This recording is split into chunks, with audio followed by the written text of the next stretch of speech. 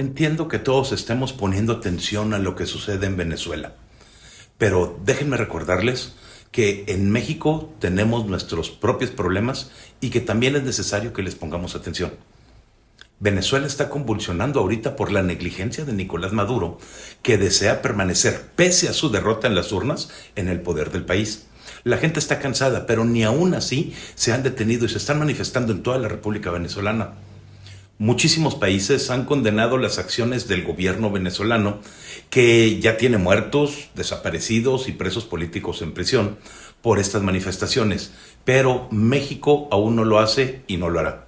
En lugar de criticar la mala actuación de Maduro, Claudia Sheinbaum criticó las posturas de Vicente Fox y Marco Cortés y cuestionó la autoridad moral que pudieran tener para dar lecciones de democracia a Venezuela.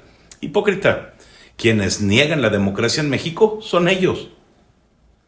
En México tenemos nuestros propios problemas y tenemos que resolverlos. Qué bueno que en Venezuela se están quitando de encima el gobierno socialista de Maduro, que trae la escuela de Chávez y llevó al segundo país más rico del mundo a una crisis de la que no se pueden recuperar. Pero recordemos que aquí, en nuestro terreno, la Claudia y el Andrés Manuel andan desatados queriendo imponer el mismo sistema que tiene muertos de hambre a los cubanos y a los venezolanos. No podemos permitirlo. Mientras volteamos a ver lo que ocurre en el sur, las exportaciones mexicanas registran por primera vez desde el año 2019 su primer caída. De acuerdo a una investigación de El Economista, el país registró una disminución de 5.7% en sus exportaciones, pero me asusta más el hecho de que también las importaciones disminuyeron un 3.3%. Y es que está bien que no nos compren mucho, pero si yo tampoco puedo comprar, pues eso indica que mi economía está muy mal. Mientras nos emocionamos por cada estatua de Hugo Chávez que es derribada, López Obrador busca imponer otro año más a Manuel Bartlett y exige que Oropesa siga al frente de Pemex, por lo menos un año más. Ya sabemos que ninguna de las dos empresas como Comisión Federal de Electricidad de Pemex han tenido buenos resultados y que están perdiendo dinero cada trimestre en cantidades exorbitantes, y nosotros no estamos haciendo nada al respecto. Mientras Venezuela está sumida en el desorden público provocado por un fraude electoral, en México el INE de Tadei no ha entendido y busca que los mexicanos nos acostumbremos a la percepción de la sobrerepresentación que Andrés y Claudia buscan imponer. El INE ha solicitado a los ciudadanos que consulten unas gráficas que a todas luces contradicen lo que la ley exige de nuestros consejeros del Instituto Nacional Electoral. Cuando nosotros ponemos más atención a lo que sucede en Venezuela que lo que sucede en México, los esbirros de la Cuarta Transformación quieren imponer un castigo a quien quiera que hable mal del presidente. Proponen que por cada insulto se sancione a la persona con 4,150 pesos. Y esto lo proponen a través de la Comisión de Gobernación y Población. Imagínense que no podamos decir nada del presidente porque nadie puede hablar mal de él por ley. Lo único que buscan es la popularidad del susodicho, que la popularidad del susodicho no se ve afectada, aunque nosotros tengamos la razón. Esas son las limitaciones de la libertad de expresión.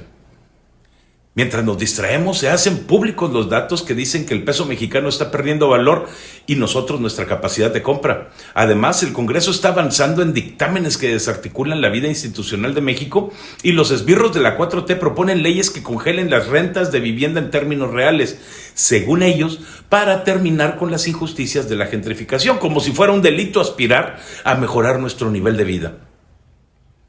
Cuando estamos distraídos viendo imágenes de lo que sucede en Venezuela, se anuncia que el Producto Interno Bruto de México se contraerá este año y que en el 2025 será menor de lo anticipado. La calificadora Moody's prevé que la expansión económica alcance solamente un 2.4% este año y que para el siguiente llega, si todo sale bien, solamente a 1.5%. Los peores datos de los últimos 36 años. México es un país que tiene una amplia tradición de no intervención en el mundo porque creemos en la soberanía nacional y en la libre autodeterminación del destino de los pueblos, pero que no se trate de un amigo socialista de AMLO porque se nos acaban los tradicionalistas. Vieron que AMLO criticó a países como Argentina, Colombia, Nicaragua, Chile y Brasil que salieron a exigir a Maduro que se transparenten los resultados de las elecciones del domingo pasado. Pues bien, lo hizo para proteger a su amigo Maduro.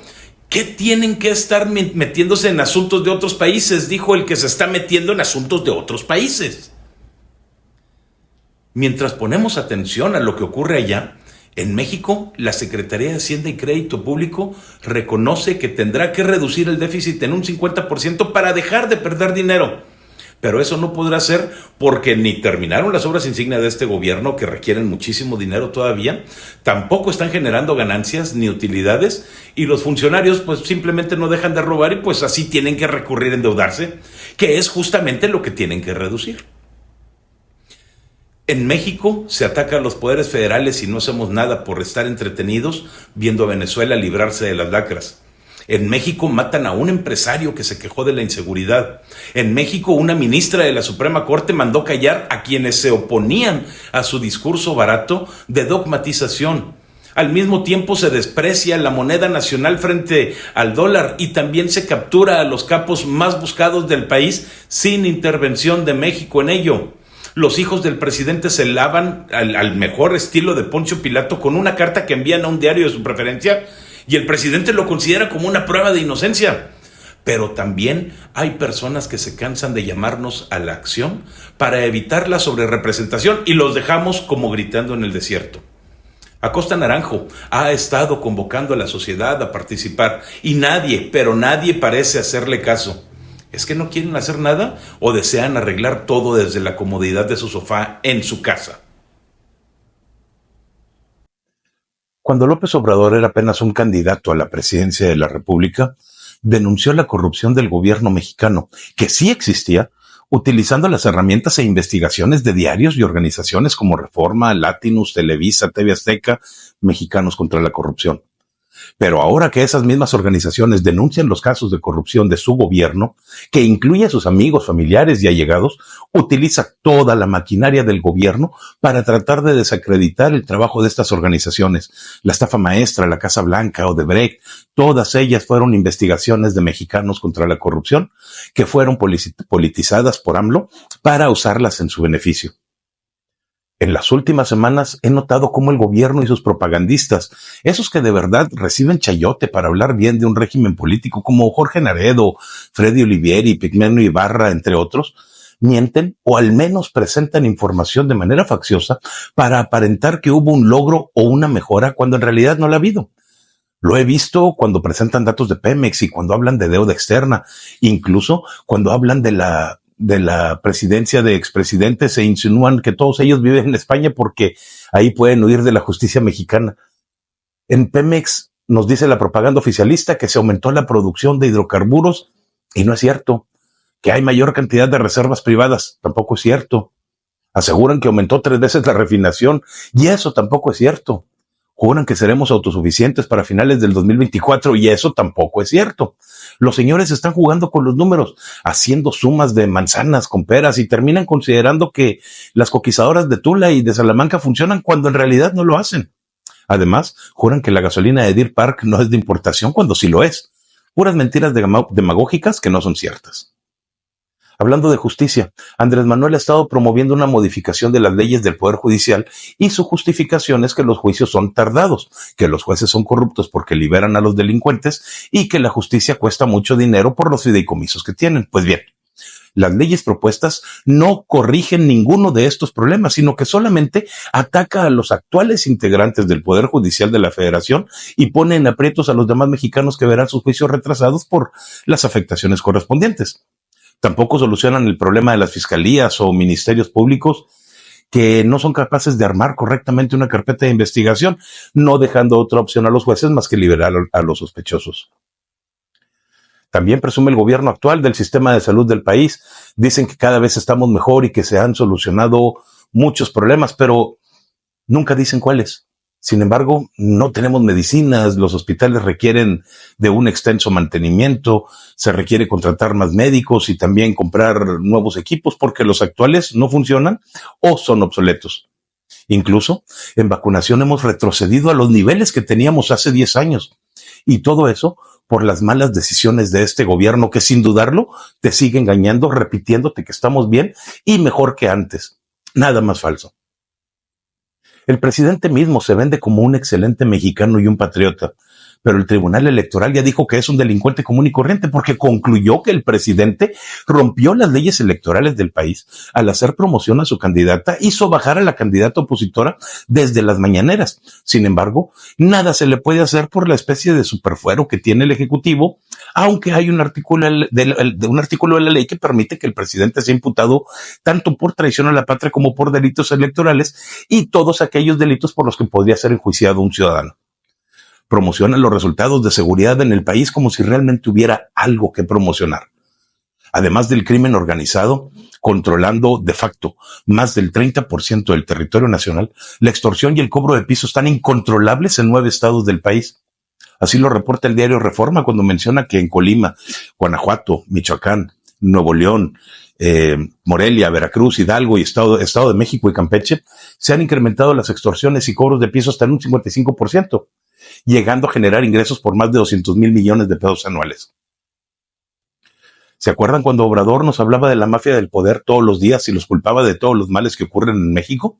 Pues bien, llegó a presumir en San Luis Potosí que los banqueros obtuvieron en el 2023 ganancias como nunca lo habían hecho, al mismo tiempo que dijo que la pobreza se había reducido en el país más que en cualquier otro sexenio. Lo que es falso, porque si algo nos dicen los datos del Coneval es que hay más mexicanos en pobreza extrema que antes. El presidente les miente y ustedes se lo creen. Les han contado que este gobierno inició una lucha para combatir el llamado huachicoleo de gasolinas en el país. Y con esa excusa el sexenio comenzó en medio de una escasez de gasolina debido al cierre de ductos, lo que resultó ser una farsa porque el sexenio termina con la peor crisis de huachicoleo de la historia del México. Y los propagandistas te engañan diciéndote que es culpa de los estados y los gobernadores.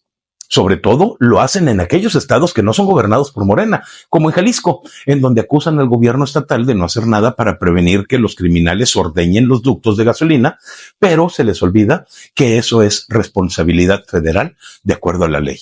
Ellos quieren hacerte creer que no es su culpa, pero sí lo es. Probablemente no lo hagan adrede, eso de mentirte, pero es seguro que lo hacen y lo hacen siguiendo el guión que les da el Foro de Sao Paulo. Lo que sí es seguro es que el siguiente sexenio será muy divertido con los miembros de la administración federal que vienen. El día de ayer el candidato a la presidencia de Estados Unidos, Donald Trump, habló de cómo Marcelo Ebrard y López Obrador le dieron todo lo que pidió en una reunión hace unos 3 o 4 años.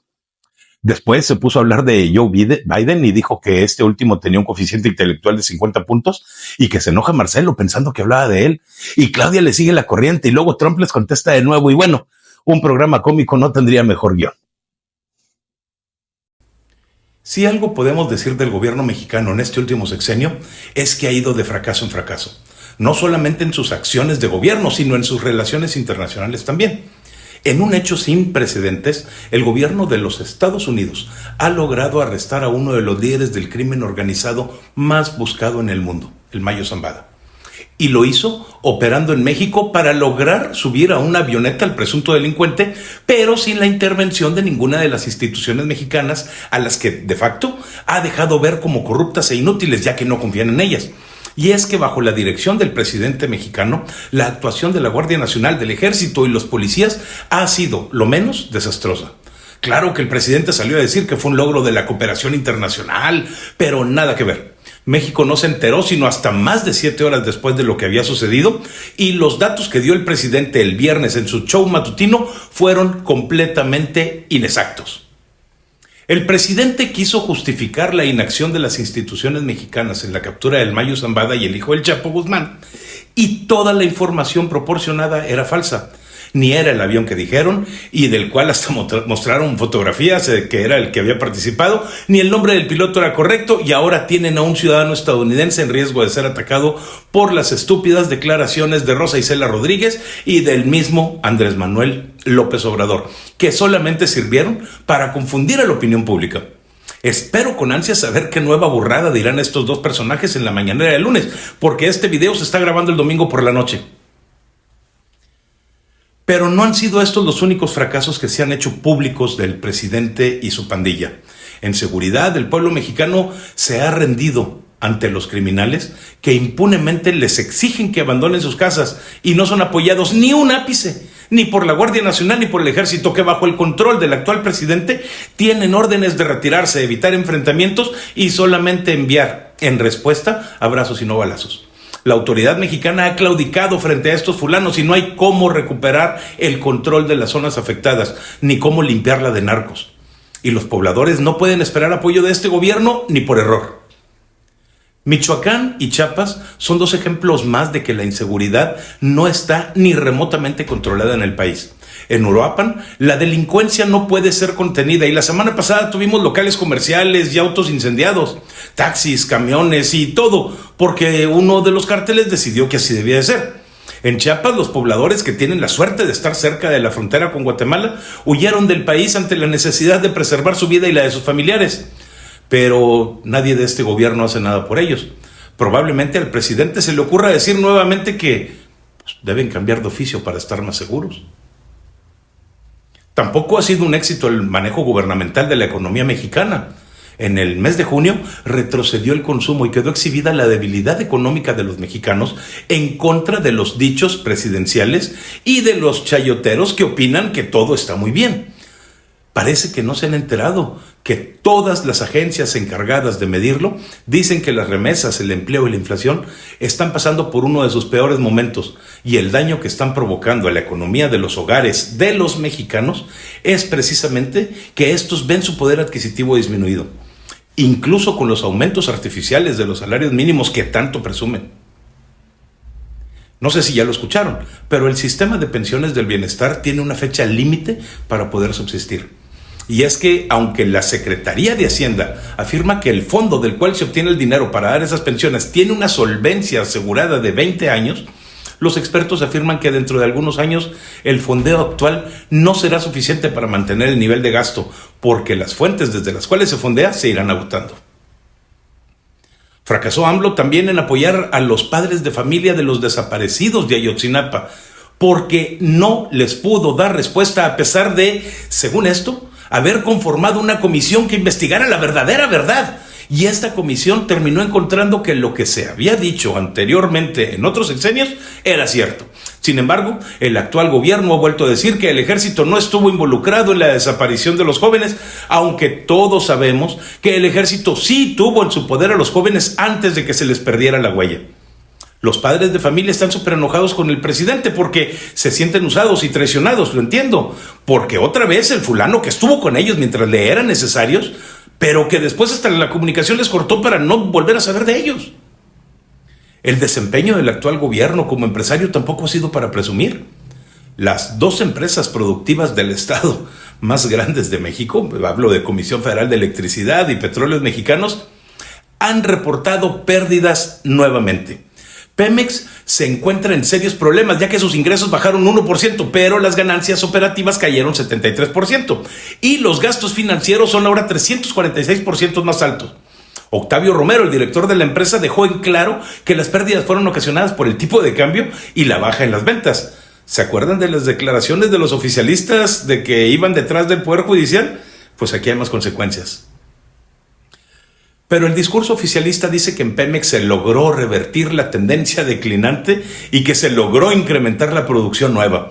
Lo que es otra mentira a medias, porque la expectativa que tenía Pemex para el año 2024 era de producir 2.4 millones de barriles diarios, objetivo en el que claramente han fallado y del que no hay manera de recuperarse en los próximos años porque la compañía se encuentra completamente endeudada.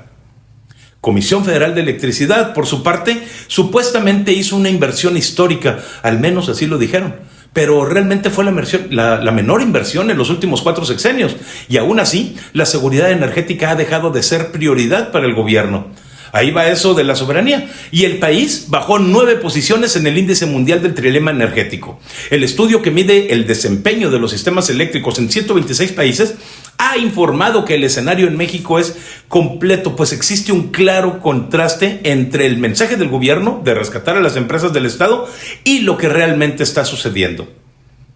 El sistema de salud es otro fracaso de AMLO. A pesar de que dicen que se invirtió dinero en la vacunación, en México ha caído y ahora vacunamos a menos ciudadanos que antes. En un futuro cercano vamos a ver cómo se incrementan los casos de rubiola, sarampión y otras enfermedades que ya creíamos erradicadas del país. Sin embargo, Este indolente gobierno tuvo que gastar 1,068 millones de pesos en destruir medicinas y vacunas caducas de las que no se documentaron bien las entradas y salidas de los almacenes y permitieron que se echaran a perder sin darles la oportunidad a los millones de mexicanos que pudieron resultar beneficiados de haberse usado estas vacunas.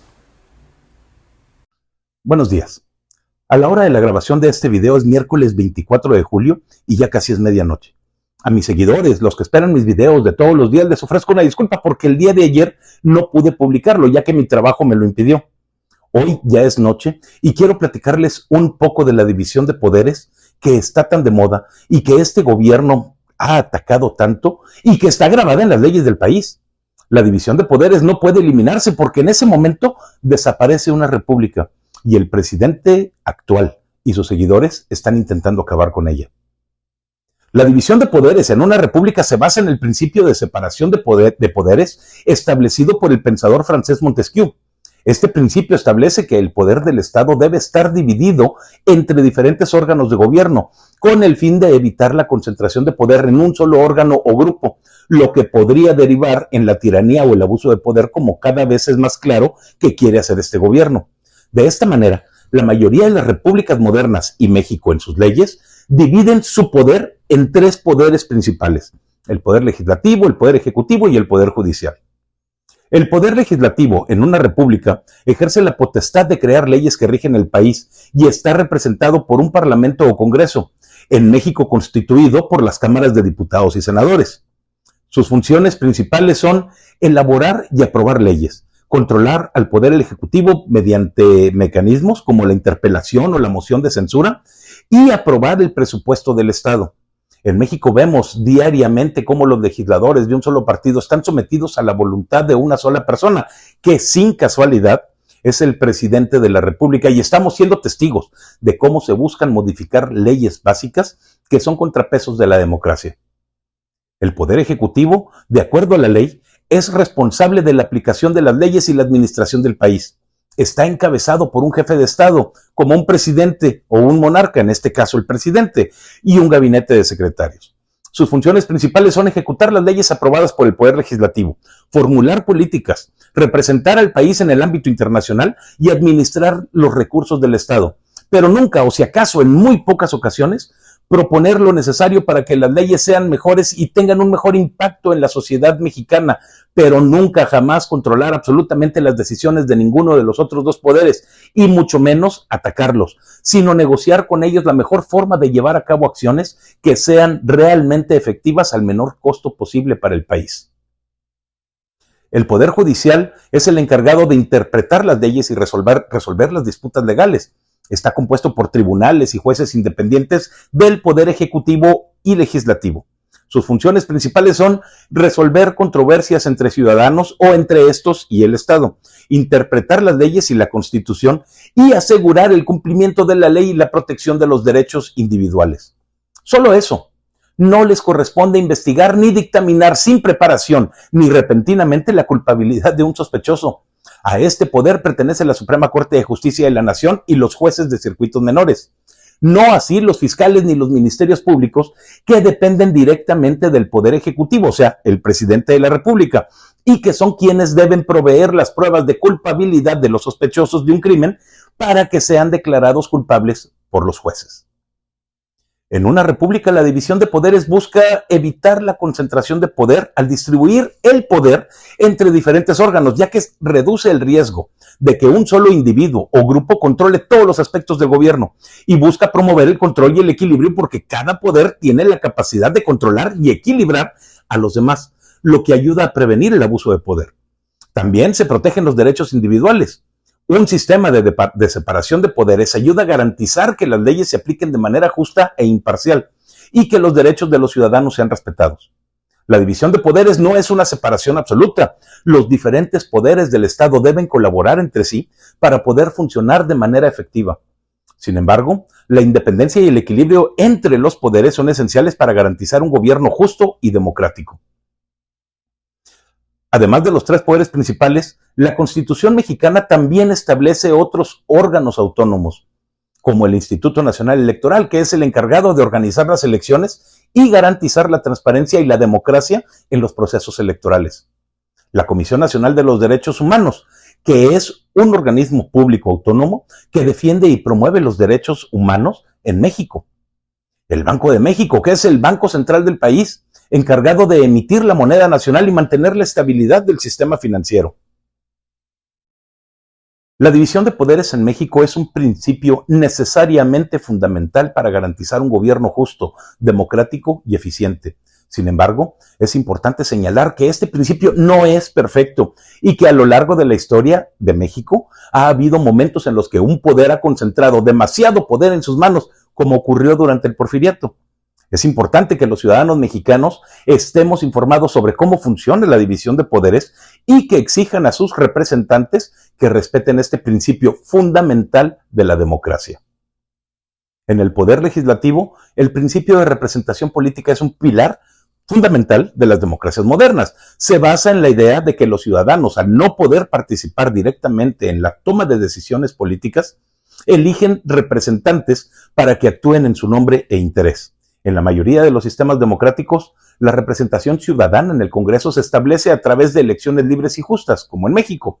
Los ciudadanos eligen a sus representantes entre un grupo de candidatos basándose en sus propuestas, ideologías y la confianza que depositan en ellos.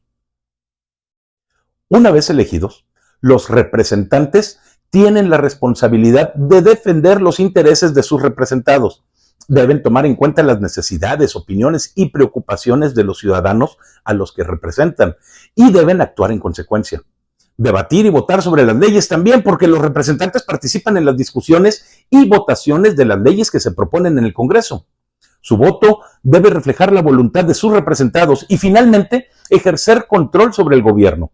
Los representantes tienen la facultad de vigilar las acciones del gobierno y pedir cuentas a los funcionarios públicos.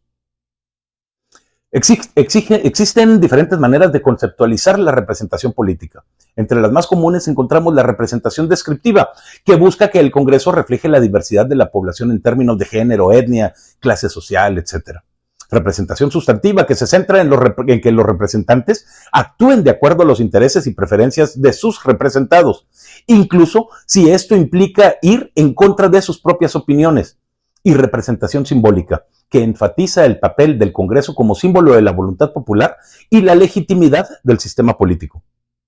La representación política no es un proceso perfecto tampoco y enfrenta diversos desafíos, porque los representantes pueden tener intereses o prioridades diferentes a las de sus representados, además de la dificultad para conocer las preferencias de los ciudadanos, porque no siempre es fácil para los representantes saber exactamente lo que quieren sus representados, especialmente en temas complejos.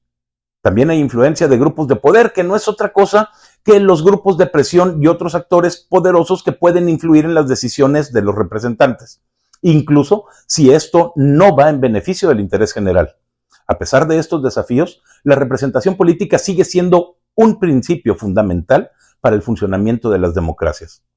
Es importante que los ciudadanos exijan a sus representantes que rindan cuentas y actúen en su mejor interés.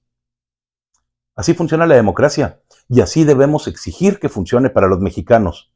No hay nada más importante para una sociedad que un gobierno que ayude a mantener las libertades y los derechos de todos los ciudadanos sin atropellar el de algunos ni exagerar el de otros. Ante la ley todos somos iguales y así debiera permanecer nuestro sistema.